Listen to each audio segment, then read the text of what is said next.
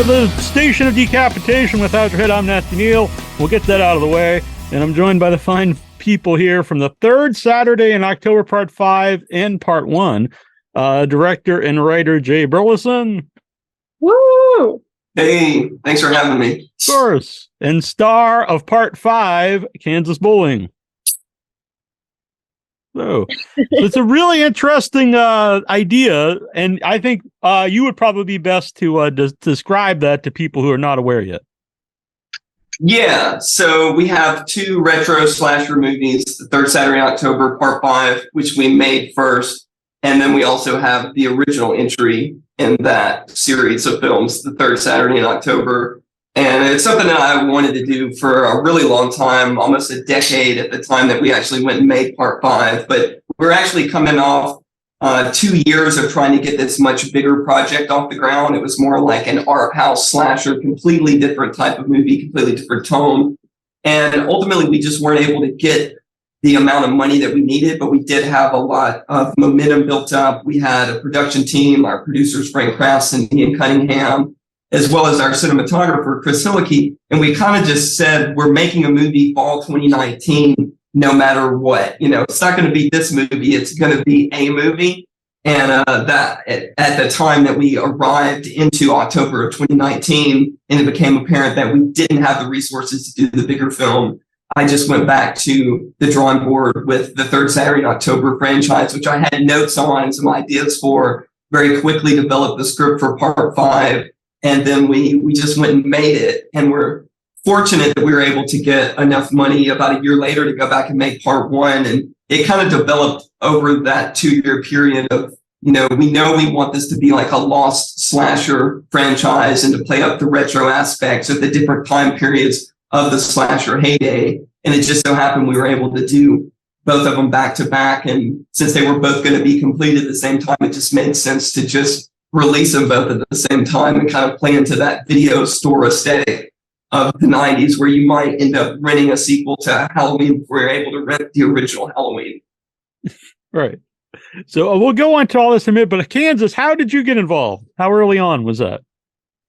I don't know how early I was involved, but I don't know. Jay reached out to me. I think didn't you contact Greg? Yeah, I reached out to Greg DeLiso. Yeah, because I did Psycho Ape with Greg DeLiso, and he reached out to Greg and was like, can you introduce me to Kansas? Yeah. I feel like I pretty quickly got involved after you reached out. So it seems like an idea you would be into. Yeah, of course. Yeah. And it was, turned out great. Because, so Part 1 is like the 80s slasher movie, which we have seen, different like 80s stuff. But you don't really see a lot of 90s nostalgic movies, I don't think. And especially like nostalgia for like a sequel way into the series, which was very original. It's not, I don't think that's really been done before.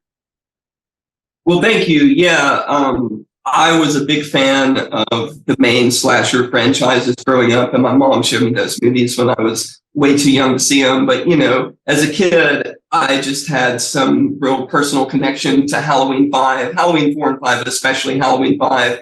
And it kind of goes back to the idea that we were putting this thing together very quickly. And it felt like that was something that I knew we could accomplish, like leaning into the absurdity of when those movies start really going off the rails. Will we ever see like Part 8, like going into space or anything like this at some point? Yeah. So we have a blueprint of kind of what the franchise would look like. You can read more about it on our website, thethirdsaturdaynoctober.com. But at this point, we made 2 of them. And it's really just up to if there's enough interest out there for us to make more of them. I would be happy to do that. But we have to make more. Yeah. I mean, I would love to. Yes, definitely. Yeah. Would the idea to be kind of skip around? I think that's fun. So then you'd have to like find out how you watch them. Part 5, Part 1, Part 8, Part 2, Part 12. Yeah. So from a creative standpoint, I really want to make Part 6 next, and it would kind of serve as a trilogy between 1, 5, and 6, and you would have characters from both Parts 5 and Part 1 show up in Part 6, and then there would be 2, 3, and 4 that also could introduce new characters, but still include some of those characters. Like we have some characters, like our producer Frank Krass plays a bizarro version of himself. Hank Zbornak, who sells like used appliances in the movies, he's going to show up in every movie, you know. So like we have so many different ways we could do it, and so many kind of like built-in gags that we could capitalize on. Yeah. Kansas, you and Poppy Cunningham have like great chemistry together. It's very cute. Was that like right away? Did you know her at all beforehand? No. I love Poppy. But yeah, we got into a couple of fights, but still over. No, she's great. Yeah, no, it's well, I think that's reasonable that you'd fight a little bit. It seems realistic that. You know. How did you cast Poppy? Was it someone you knew or? Yeah, so our producer Ian is Poppy's dad, and she'd been in the A24 film The Death of Dick Long. So just knowing Ian and his family, I met Poppy and I'd seen that film, so I just felt very comfortable that she could do it. And I'm super proud of both Kansas and Poppy. I think they did a great job. And Kansas was by design. Like she was the one person we reached out to about this role, and thankfully she was like, "Yeah, I'll do it." Yeah. Did you happen to have pink hair at the time, or was that something chosen for the movie? No, Jay actually said he wanted me to have pink hair, but then he was like, never mind, it's fine. So then I showed up with pink hair to surprise him. But he was a great surprise. But no, you were so sleep deprived, you didn't even notice. It took me a second, yeah. And then you're like, oh wait. That was really fun. Did you watch any specific sequels, Kansas, to get into the role, or are you just kind of familiar with movies of that era? I'm just pretty familiar with the genre. But I guess it was my first time playing a final girl, so that's pretty. And when I was like watching, I was thinking that's kind of the era when final girl became a term, because there was always Scream Queen, and then you know, final girl started to be more of the term people used. Mm-hmm. And so when you're actually writing and making what are the differences between a 90s slasher and an 80s slasher? Not even just the sequels, but just the era. Well, I think it really depends on what time period of the 90s. You know, like when I was thinking about this and setting it in the 90s, it was really more out of my comfort level with the production design elements of the 90s, because I'd made a movie called The Nobodies that took place basically in the same year in 1994. Or around that time period. The year I graduated. Yeah. So, you know, if you're talking post-Scream, then there's like this huge Scream influence on everything, and everything becomes, you know, sort of like the Dimension Films late 90s was the blueprint of how horror was at that point. You know, everything had the Scream style score, everything had the Scream style like meta humor and awareness. And before that, you know, if you look at the slasher franchises like Jason Goes to Hell, which is batshit insane, and Wes Craven's New Nightmare, which is a complete departure, and then Halloween 6 Curse of Michael Myers, which is also really weird. So yeah, I guess it just really depends on the time period, but they definitely took major departures from what they were doing in the 80s. But I mean, you know, Jason went to Manhattan in the 80s too, so I guess it's just towards the end of the 80s, things started to I think change. I think part 5 is definitely more of an ode to the Dimension ones, and like all the William Castle remakes and stuff. And I wanted it to be that, you know, it becomes sort of like the budgetary restraints of like trying to lean into like those influences. And the temp score for part 5 was really heavily influenced by Scream. And ultimately we went away from most of that just because of the orchestrated nature of those scores.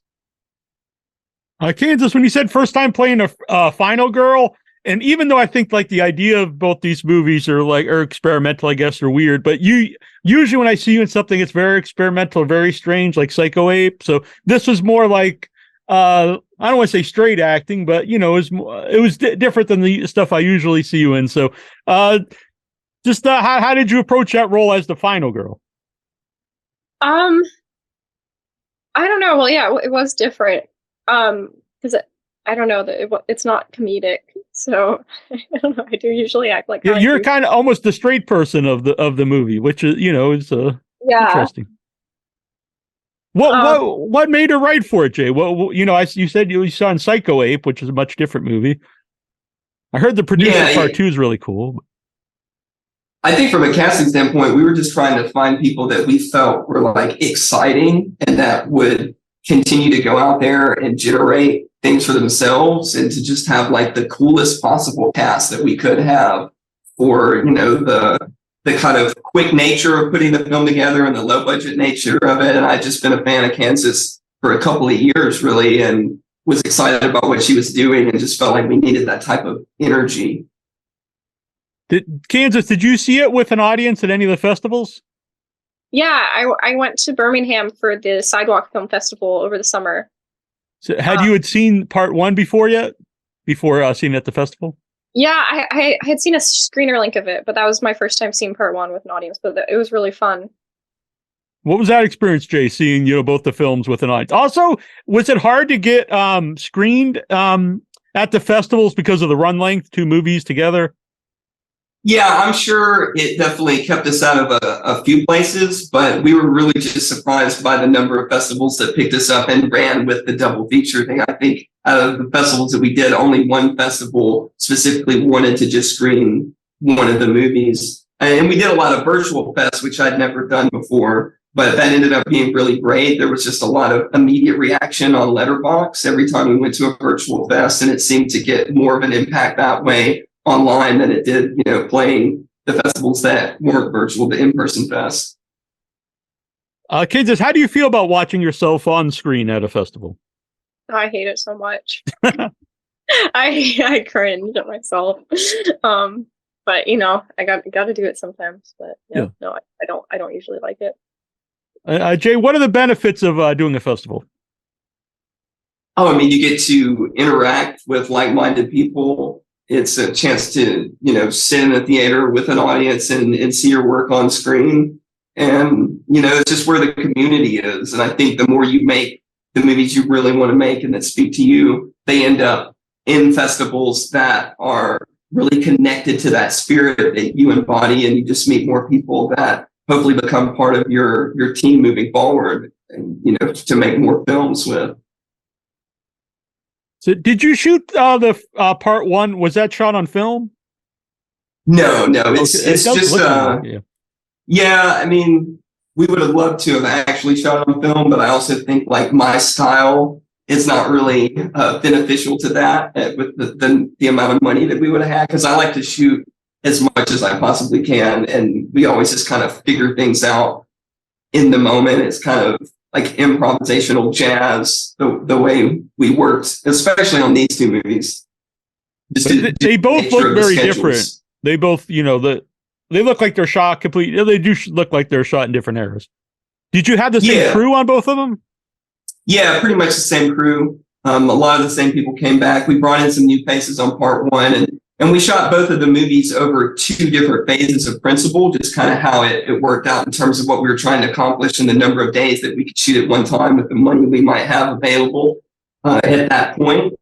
But yeah, I mean, there was definitely a plan in place for trying to make sure part 1 looked like it really came out of 1979 versus, part 5, which was in the mid 90s. And that's one of the things I'm most proud about is that they do, they're 2 completely different movies and the aesthetics are different. Kansas, I assume you probably grew up with more of 90s movies. Maybe not, I don't know. Yeah, not really, actually. What the hell do I know? Yeah, I don't know. No, I just sort of watch anything. Yeah. My favorite movie growing up was Creepshow. Oh, that's actually, I have it right here in the clamshell. It's the first, there it is. It's the first VHS tape my mom bought me. This is my favorite movie when I was growing up. Yeah. Yeah, and then newer movies like Quentin Tarantino movies too. I was really into as a little kid. Do you have a favorite final girl or favorite girls? I mean, probably Sally Hardesty because Texas Chainsaw is hell yeah my top 10 movies of all time. Yeah, and she really sells that movie. You believe she's by the end of that movie, she's really gone mad. Yeah, she's incredible. Really, really great. How about yourself, Jay? Do you have favorite final girls? And maybe some obscure ones from like some of these weird sequels. I mean, I think my favorite is probably Nancy from A Nightmare on Elm Street.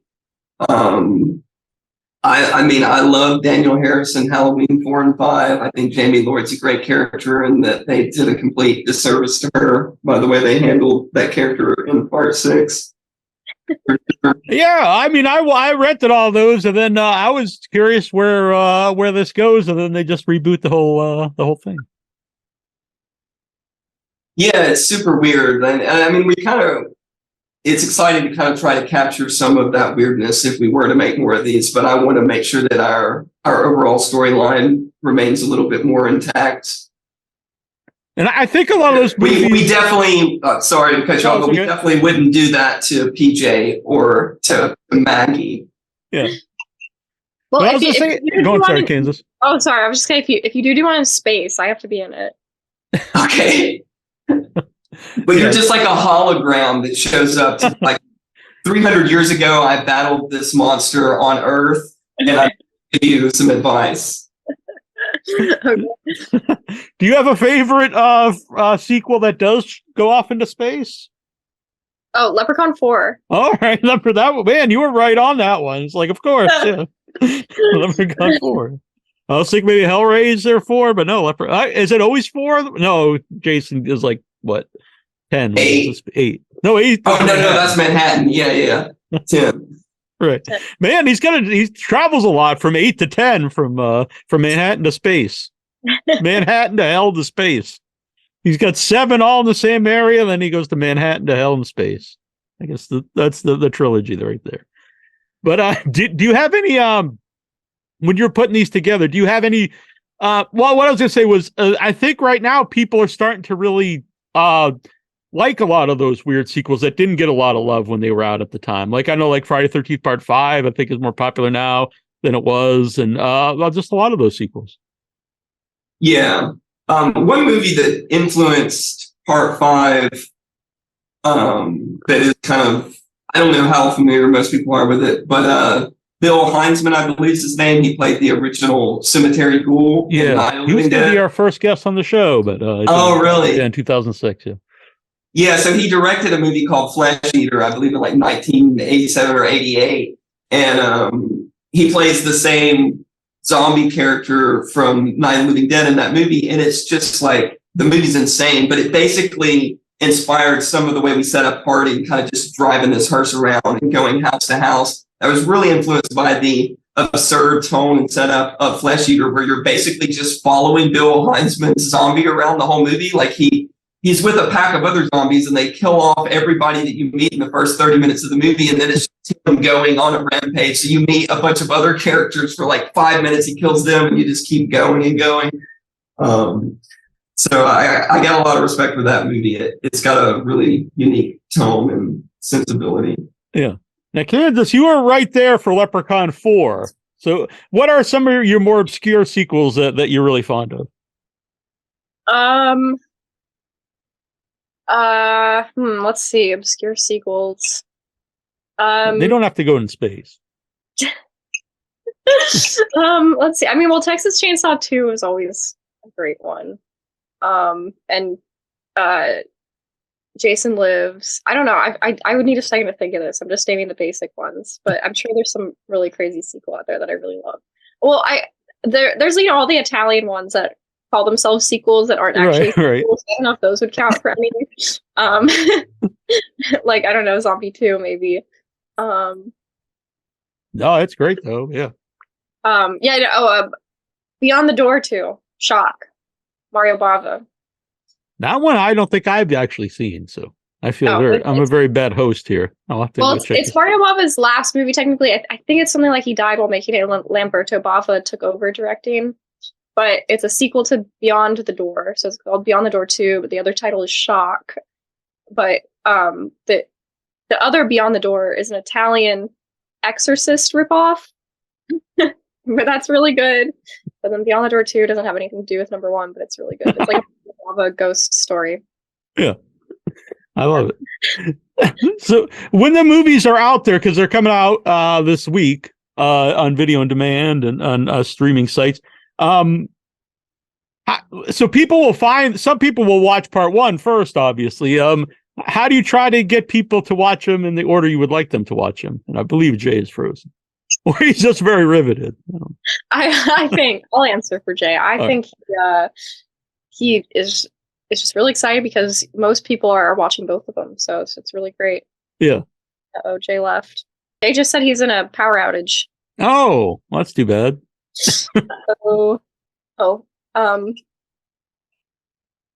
Yeah, that. All right, no problem. Someone's at my door. Okay. All right. Feels like I'm in a movie. The one guy's power's out. Someone's at the door. We're all splitting up. It's never the right thing to do. Yeah.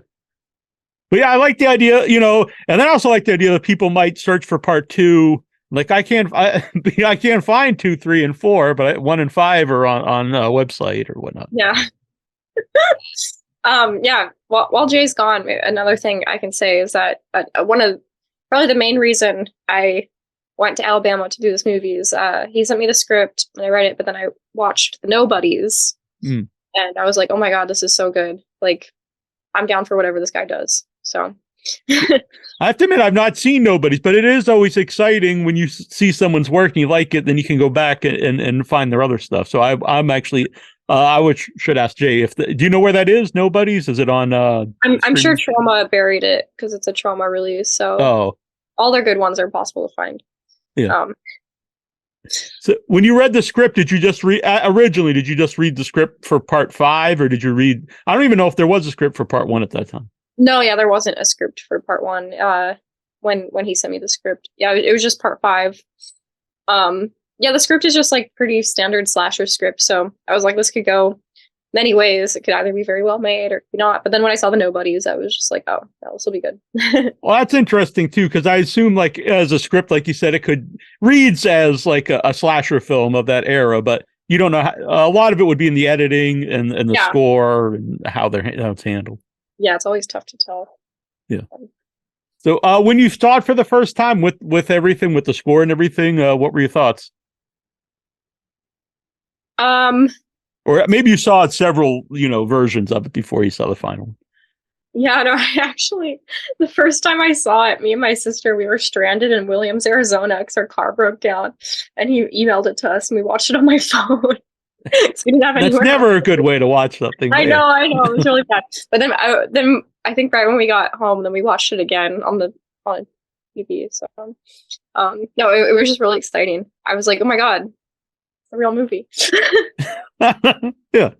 Which again, like, you never know how I'm sure you've been in stuff you thought would be good and then it's edited and wow, didn't turn out how I thought it would. Yeah. Yeah. And the other way around too. Yeah. Right. Which that would probably be even more annoying, I guess. Like, yeah, this is going to be crap, and then it's really good. But no, with Jay's, I always knew it was going to be really good. Yeah. So, what was the reaction like when you were at the festival? It was very positive. Yeah, everyone's really into it. So, you get people to stick around for 2 movies. They like it. Yeah.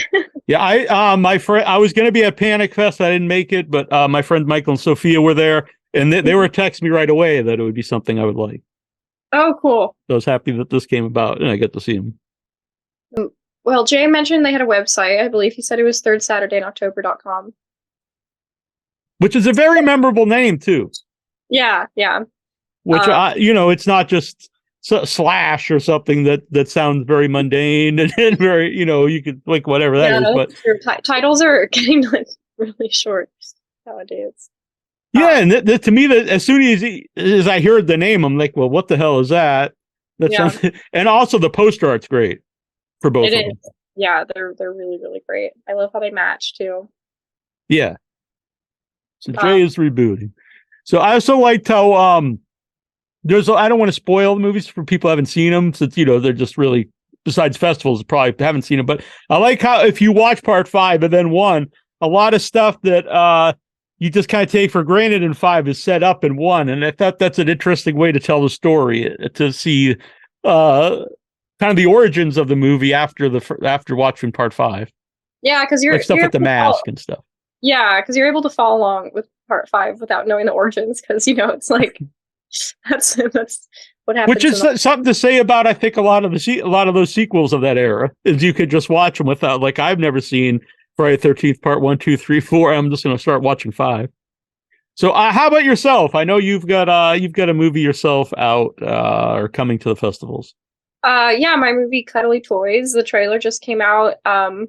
It's had some low-key screenings so far. It's going to have a little bit of a wider release this summer. Oh, cool. And then I'm almost done with my next one that you are in, which I can't say the title yet, but you are in it. Yeah, I don't ever tell anyone the name.